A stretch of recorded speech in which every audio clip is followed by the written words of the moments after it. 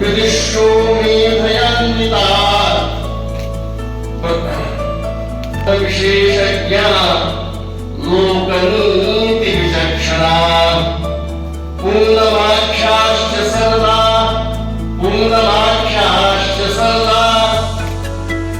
तन्नोपाव। या देवी सर्वभूतेषु बुद्धिरूपेण संस्थिता नमस्तस्यै नमस्तस्यै नमस्तस्यै नमो नमः।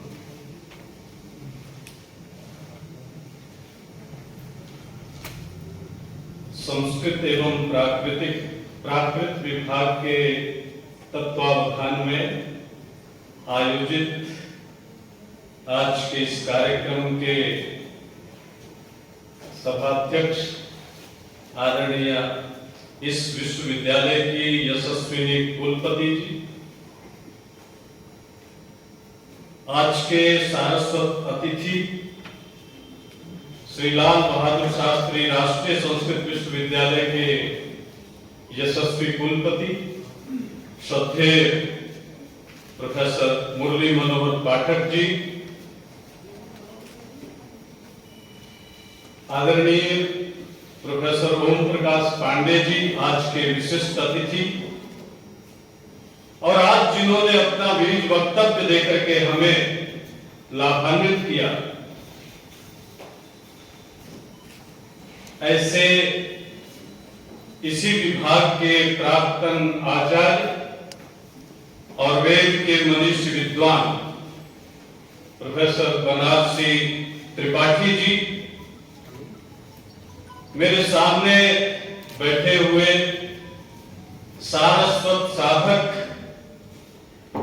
विद्वज्जन, देश के विभिन्न हिस्सों से आए हुए इस कार्यक्रम में प्रतिभाग करने वाले माननीय प्रतिभागीगण, इस विश्वविद्यालय के सम्माननीय अध्यापक आचार्यगण, मनस्वी और तपस्वी छात्रगण, मैं ज्योतिष का विद्यार्थी हूं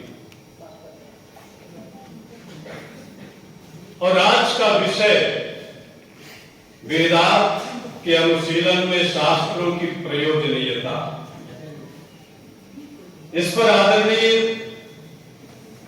प्रोफेसर बनारसी त्रिपाठी जी ने जो बीज वक्तव्य में अपना बीज वपन किया, जो बनारसी व्याख्यान दिया, क्योंकि मैं बनारस से आया हूं और बनारस से आने वाले का व्याख्यान बनारसी होना चाहिए, लेकिन बनारसी व्याख्यान बड़े मार्मिक तरीके से आदरणीय बनारसी जी ने दे दिया। और मैं क्योंकि ज्योतिष का विद्यार्थी हूं, समय का ध्यान रखना मेरा धर्म बनता है। मैं मेरे सामने बैठे हुए धार्मिक लोगों के धैर्य की परीक्षा नहीं देना चाहता, क्योंकि मैं जब बोलने के लिए खड़ा हूं तब हम विस्तारित समय में बोल रहे हैं। एक बजे तक हमें ये सत्र पूरा करना था, लेकिन हम विस्तारित समय में बोलने के लिए खड़े हुए, और ऐसे विषय पर जो विषय केवल विषय नहीं है, भारत की आत्मा है। क्योंकि वेद ज्ञान और भारत हमेशा से ज्ञान का उपासक रहा है। ये देश अगर विश्व गुरु था तो ज्ञान के आधार पर था, और ज्ञान के आधार पर उस ज्ञान को अपने जीवन में उतारते हुए, अपने आचरण में उतारते हुए, दुनिया को सिखाते हुए ये विश्व गुरु था। एतत् देश प्रसूतस्य सकाशादग्रजन्म स्वं स्वं चरित्रम शिक्षेरन् पृथिव्यां सर्वमानव। इस देश में पैदा हुए जो पूर्वज लोग हमारे थे, उन्हीं के चरित्र से सीखा विश्व के लोग जो सारे थे, उन्होंने अपने चरित्र से सिखाया। और मैं वेद 4 हैं, विद्याएं 14 हैं या 18 हैं, इस विषय में नहीं जाता, लेकिन अनंता वै वेदा, वेद अनंत है, ज्ञान अनंत है, ज्ञान की कोई सीमा नहीं है। और हमारे ऋषियों ने साधना के उच्च शिखर पर बैठ करके अपनी चेतना का जागरण करके जिस सत्य का साक्षात्कार किया, जिन मंत्रों का साक्षात्कार किया, जिस ज्ञान का साक्षात्कार किया, उस ज्ञान को मंत्रमय शैली में जो हमारे सामने प्रस्तुत किया, वो ज्ञान भले ही सीमित हो सकता है, लेकिन ज्ञान हमेशा प्रकृति में है। और जो कोई साधक अपनी अंतस चेतना के जागरण से उस ज्ञान का साक्षात्कार करता है, वह ऋषि के समान उस ज्ञान को देख करके लोकोपकारक की भावना से उस ज्ञान को संक्रांत करता है। इसलिए ज्ञान कभी छोटा नहीं होता और ज्ञान हमेशा हमारी सारी प्रकृति में रहता है। आप देखिए, जो वैज्ञानिक अनुसंधान करते हैं, क्या भूभ्रमण सिद्धांत आर्यभट्ट से पहले नहीं था? क्या पहले पृथ्वी घूमती नहीं थी? पृथ्वी तो पहले भी घूमती थी, लेकिन आर्यभट्ट ने अपनी चेतना का जागरण करके उसको देखा और देख करके हमें बताया कि पृथ्वी चलती है, पृथ्वी घूमती है। ये ज्ञान का साक्षात्कार हमारे ऋषियों ने उसी प्रकार से किया, अपनी चेतना का जागरण करके। मैं इसमें और विस्तार में नहीं जाता, क्योंकि वेद का उद्देश्य, वेद का प्रयोजन इष्ट प्राप्ति और अनिष्ट परिहार के जो अलौकिक उपाय को बताए, वही वेद है, वही ज्ञान है। हमारे लिए इष्ट क्या है और हमारे लिए अनिष्ट क्या है, इसका निर्धारण शास्त्रों के बिना संभव नहीं है। और शास्त्र उस ज्ञान को व्यवस्थित रूप से, अनुशासित रूप से समाज को देता है। ज्ञान है, लेकिन उस ज्ञान को व्यवस्थित रूप से, अनुशासित रूप से समाज के सामने प्रस्तुत कौन कर सकता है? ये शास्त्र करते हैं। इसलिए शास्त्रों की सर्जना हुई। मैं इसके अतिरिक्त आप सब इसका विचार 3 दिन तक करेगा, मुझे उम्मीद है। हमारी जो यहाँ की यशस्विनी आदरणीय कुलपति जी हैं, इनके नेतृत्व में केवल ये एक पहला उपक्रम नहीं है, ऐसे उपक्रम लगातार चलेंगे, क्योंकि आज का ये युग, आज का ये समय भारत का सामान्य समय नहीं है, ये अमृत काल है। इसलिए अमृत की प्राप्ति अगर होगी तो संस्कृत के माध्यम से होगी, वेद के माध्यम से होगी, भारतीय ज्ञान परंपरा के माध्यम से होगी और भारतीय विद्याओं के पुनः प्रतिष्ठा के माध्यम से होगी। इसलिए इन विद्याओं का निरंतर चिंतन होना और इन विद्याओं को सर्वजन सुलभ बनाते हुए अंतिम व्यक्ति तक पहुंचाना, ये हम सबका दायित्व है। और हमें ऐसी भाषा में, ऐसे व्यवहार में इस कार्य को आगे बढ़ाना है कि हम समसामयिक संदर्भ में दुनिया की कसौटी पर खरे उतरें और हम कह सके कि ये देश अगर विश्व गुरु था तो भारतीय वैदिक विद्या के कारण था, और वही वैदिक विद्या आगे भी इस देश को विश्व गुरु बनाएगी। मैं इन्हीं शब्दों के साथ आप सबको बहुत बहुत शुभकामनाएं देता हूँ, बहुत बहुत बधाई देता हूँ और भगवती शारदा से प्रार्थना करता हूँ कि इन 3 दिनों में जो आप चिंतन करेंगे, उससे जो अमृत निकलेगा, वह अमृत न केवल इस देश में बल्कि पूरे भूमंडल में जाएगा।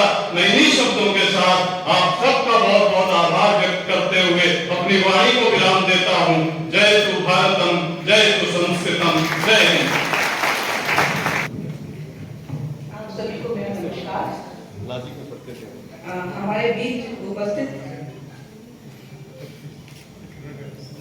सबसे पहले जो हमारे बाहर के अतिथि हैं, उनके बारे में नाम लेना चाहूंगी, उनका स्वागत करना चाहूंगी विश्वविद्यालय परिवार की ओर से, क्योंकि पाठन ही तो अपने हमारे प्रोफेसर बिहारी लाल शर्मा जी, जो कि कुलपति हैं संपूर्णानंद संस्कृत विश्वविद्यालय के। सर, आपका बहुत बहुत स्वागत है दीनदयाल उपाध्याय विश्वविद्यालय की ओर से। प्रोफेसर ओपी पांडे जी, वो आपका बहुत स्वागत है। वैसे बाहर के भी हैं और मेरे अपने भी हैं, क्योंकि वो लखनऊ विश्वविद्यालय से जुड़े हुए हैं और हमारे पूर्व परिचित हैं, इसलिए वो हमारे अपने भी हैं। आपका भी बहुत बहुत स्वागत है यहाँ पर। बाकी हमारे बीच में प्रोफेसर मुरली मनोहर पाठक जी, जो कुलपति हैं Shri Lal Bahadur Shastri Sanskrit Vishwavidyalaya New Delhi, professor Kirti Pandya madam, dean faculty of arts, professor Banasi Tripathi ji, आपका तो वक्तव्य सुन के एकदम लगा कि शायद और लंबा चल सकता था और बहुत ज्ञान से भरा हुआ वेदों के बारे में। तो जब आज और हमारे बीच जो हमारे विश्वविद्यालय के अन्य अध्यापक हैं, शोध छात्र हैं और स्टूडेंट्स हैं और जो बाहर से प्रतिभागी आए हुए हैं बहुत दूर दूर से, कैलकाटा यूनिवर्सिटी के डीन फैकल्टी ऑफ आर्ट्स और वेद जो महाज्ञानी हैं, फैकल्टी ऑफ डिपार्टमेंट ऑफ वेद से प्रोफेसर हैं, तो आपका बहुत बहुत स्वागत है। और जगहों से बाहर के प्रतिभागी हैं उनका तो विशेष स्वागत है। और आप लोगों से ये कहेंगे टाइम निकालिए, हमारी गोरख नगरी को भी दर्शन करिए और अच्छा लगेगा आपको यहाँ आने को देखने को। विश्वविद्यालय में भी और भ्रमण करिए, कुछ देखिए। और लक्ष्मी जी आप लोगों को जरूर सहायता करेंगी। कुछ मेरे ख्याल से कुछ टूर वगैरह इनके लिए शायद 3 दिन में आपने कुछ समय रखा हो इनको कुछ दिखाने का भी वेदों के साथ में, क्योंकि बहुत सी चीजें, बहुत ज्ञान परंपरा हमारे शहर में भी बहुत चीजें हैं देखने के लिए, सीखने के लिए। सर आज वेदों की बात हो रही है और हमारी राष्ट्रीय शिक्षा नीति बात कर रही है इंडियन नॉलेज सिस्टम, भारतीय ज्ञान परंपरा की। हम लोगों ने भी विश्वविद्यालय में सेंटर एस्टेब्लिश करा है study on Indian knowledge system पे, और हम चाहते हैं हमारे पाठ्यक्रम में हर सब्जेक्ट में ये निहित हो। इस पे कार्य, उसके लिए संस्कृत भाषा वेद एक बड़ा सागर है जिसमें से मोती को तलाशने की जरूरत है और संस्कृत भाषा ही उसका माध्यम है, कोई और रास्ता नहीं है। और संस्कृत भाषा के जब विशेषज्ञ और सब्जेक्ट के लोगों के साथ जुड़ेंगे तभी ये संभव हो पाएगा उसके ज्ञान को। जैसे कि प्रोफेसर पांडे ने बात की कि आज आवश्यकता है कि वेदों के ज्ञान को हम आम आदमी तक कैसे ले जाएं, या अगर साइंस के लोग हैं उनके तक हम लोग तो कुछ बातें सुनते हैं, चरक संहिता का है, वहां आर्यभट्ट का सुनते हैं, पर जो हजारों साल पहले का जो ज्ञान वेदों में था वही विदेशी रिसर्च करते हैं, आपको वही चीज रिपीट दिखाई देती है और उसका ही लगता है पुनरावृत्ति हो रही है कहीं ना कहीं। लेकिन वो ज्ञान अगर हमारे विद्यार्थी भी जाने उनको शोध में, और अपनी जो पुरानी जो परंपरा है ज्ञान की असीम सागर है, उससे भी बहुत कुछ टेक्नोलॉजी से लेके साइंस से लेके सब विधाओं में बहुत कुछ ज्ञान प्राप्त कर सकते हैं। और इस दिशा में भारत सरकार भी बहुत काम कर रही है और विश्वविद्यालय भी इस तरह काम में जुड़ना चाहता है। संस्कृत विभाग का इसमें एक बड़ा योगदान हो सकता है। देखिए वेदों को आम आदमी तक ले जाना ना केवल देश में बल्कि विदेशों में भी, उसके लिए आज माध्यम है कि आप ऑनलाइन कुछ स्टडी मटेरियल, कुछ कंटेंट तैयार करें और साथ में अंतरराष्ट्रीय संस्थाएं उनके साथ कुछ शोध करें, इनका प्रचार और प्रसार करें। इसमें इसकी बहुत आवश्यकता है और विश्वविद्यालय आप लोगों को पूर्ण सहयोग इसमें देगा। और संस्कृत का मुझे मालूम चला कि पाली की पढ़ाई भी आपको कराते हैं और हम लोग भी, हमारे भी सिलेबस में भी हम लोगों ने बहुत कुछ लाभ रखा है, लेकिन केवल सिलेबस का कंटेंट में डालने से काम नहीं चलेगा, उसका इम्प्लीमेंटेशन, उस पर कार्य करने से ही काम चलेगा। तो हमारे जो सर ने कहा नवरत्न है विभाग के, वो इसमें एक बड़ी भूमिका निभा सकते हैं, मुझे आशा है निभाएंगे।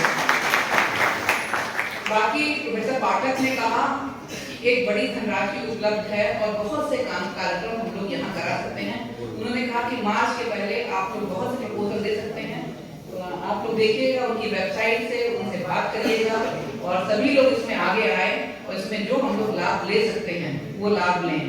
और मेरा तो मानना है कि इस तरह की जो आप प्रोग्राम करा रहे हैं इसका आप डॉक्यूमेंटेशन भी करें। जैसे कि लेक्चर था हमारा, आपके जो वक्ता थे पूर्व विभाग थे प्रोफेसर बनासी त्रिपाठी जी का, प्रोफेसर ओपी पांडे का या प्रोफेसर बिहारी लाल शर्मा जी का, ये मैं रिक्वेस्ट करूंगी कि इनके सारे लेक्चर्स को हमारे यूनिवर्सिटी के यूट्यूब पे जरूर डालें आप ये, और थोड़ा और सक्रिय करें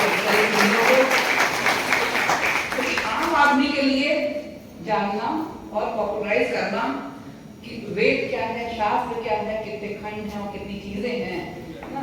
बहुत बहुत बहुत ज्ञान से निहित थे और बहुत ही इंटरेस्टिंग था। शुरू मैंने सोचा था मैं कहूँगी आधे घंटे बैठ के, कि अब मैं थोड़ी देर आके जाती हूँ, लेकिन इतना अच्छा था, शायद मैंने भी बहुत कुछ सीखा इस प्रोग्राम में आने के बाद वेदों के विषय में। और बहुत आम भाषा में सर बहुत बहुत धन्यवाद आप सबका, क्योंकि आने के पहले तो मैंने केवल इंटरनेट और सर्च करा था कि क्या और नया यहाँ बात की जा सकती है। हम लोग का ज्ञान तो वेदों में नहीं है, केवल इंटरनेट पर सीमित है, लेकिन यहाँ आके मालूम चला कि इंटरनेट में तो कुछ नहीं है जितना ज्ञान यहाँ से मिलता है। क्योंकि आज बहुत सवाल उठते हैं विश्वविद्यालय की प्रासंगिकता पे कि ये कितना प्रासंगिक है कि हम विश्वविद्यालय हो या एजुकेशन इंस्टीट्यूशन हो, सारा नॉलेज तो आपकी इंटरनेट पे अवेलेबल है, लेकिन इस तरह के कार्यक्रम में आने पे पता चलता है कि कोई सब्स्टिट्यूट नहीं है हमारे अध्यापकों का या हमारे जो ज्ञानी या हमारे सभी लोग हैं, कोई सब्स्टिट्यूट है नहीं। इस तरह की चर्चा परिचर्चा की बहुत बहुत आवश्यकता है। तो 3 दिन में आप कैसे जो लेक्चर बोलते हैं, अपने विभाग का भी एक यूट्यूब चैनल बनाइए और बना हुआ है, तो सबसे अच्छा होगा वहां पे डालिए। और उससे मेरा मानना है कि ना केवल राष्ट्रीय स्तर पर, आपको अंतर्राष्ट्रीय स्तर पर भी ये काफी लोग चाहेंगे इस तरह की चीजों को जानना, क्योंकि लोग कुछ कीवर्ड जरूर अच्छे यूज करिए। जब आप अपना ट्यूब डालते हैं उसके टॉपिक में ऐसे कीवर्ड यूज करिए कि जब कोई सर्च करे तो सर्च कर पाए कि आपके लेक्चर पे जा पाए। और हमको ये पक्का लग रहा है कि मतलब बहुत ही ज्यादा मूविंग होगी आपके लेक्चर की और बहुत डिमांड रहेगी जिस तरह का ये है। हमको ये भी बताने में हमें जैसे ऑनलाइन एजुकेशन की बात करी, क्योंकि ऑनलाइन माध्यम से चीजों को आप यहाँ से बहुत दूर तक ले जा सकते हैं, और जूम वगैरह का यूज करके हम लोगों ने कोविड टाइम पे ये देखा भी कि उसकी भी अपनी असीमित क्षमताएं हैं, उसका हम लोग यूज करें। एक बताते हैं मुझे बहुत खुशी हो रही है कि स्वयं का और स्वयं पोर्टल का हम लोग को विश्वविद्यालय को नोडल सेंटर आइडेंटिफाई करा, लोकल सेक्टर आइडेंटिफाई करा है उन्होंने। ये ऑनलाइन कोर्सेज के प्रचार में और छात्रों तक पहुंचाने में एक बड़ा कार्य करेगा। और हमारा जो नया करिकुलम आ रहा है, जो नया फ्रेमवर्क कोरिया यूजी फ्रेमवर्क हम लोग लेकर आए हैं, हमारा इजी से पास हो चुका है, उसमें 40% तक हम लोग ऑनलाइन स्टडी की परमिशन दी है हम छात्रों छात्राओं को। तो उसमें ये जो नोडल सेंटर है हमारा गोरखपुर चैप्टर है जो यहाँ एस्टेब्लिश हो रहा है, वो काफी सहायता हमारे छात्रों, क्योंकि अभी चीजें तो हैं बहुत सारी, लेकिन उससे हम क्रेडिट कैसे अर्न करें, उससे हम सर्टिफिकेट कैसे लें, ये चीजों के बारे में अवेयरनेस क्रिएट करेगा। और संस्कृत का तो एक बड़ा पोटेंशियल है ऑनलाइन एजुकेशन में। हम लोग बहुत जल्दी ऑनलाइन कोर्सेज भी हमने सेंटर एस्टेब्लिश करा है और ऑनलाइन कोर्सेज और ऑनलाइन एंड डिस्टेंस एजुकेशन की फील्ड में जा रहे हैं। और संस्कृत की तो डिमांड हमको लगता है कि बहुत ज्यादा होगी। हम लोग यूजी लेवल पे भी जाएंगे और पीजी लेवल पे भी जाएंगे, और आप लोग जैसे विद्वानों की भी हेल्प चाहेंगे कि कंटेंट के डेवलपमेंट में, और कंटेंट ऐसा हमारा वो विश्व स्तरीय है।